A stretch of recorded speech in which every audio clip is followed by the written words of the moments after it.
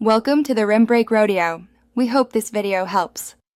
You start now by measuring 1/2 cup plain curd and 1 whole egg. Whisk them until completely smooth. You do this because curd supplies probiotics and lactic acid to soften the cuticle while egg delivers proteins to strengthen strands. Once blended, add a teaspoon of oil or honey if hair is dry. Make sure to perform a quick patch test for sensitivity. This step prevents reactions. Then section hair into 4 parts so you can apply evenly and avoid waste. You apply the mask from scalp to ends, massaging gently for 5 to 7 minutes to improve circulation and help the proteins penetrate. Once done, gather hair and cover with a shower cap to trap gentle warmth. This increases absorption of nutrients without cooking the egg.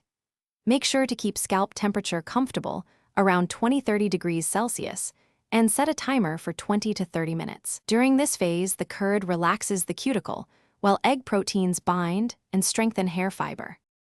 You finish by rinsing thoroughly with cool to lukewarm water. Hot water will coagulate egg and make removal difficult.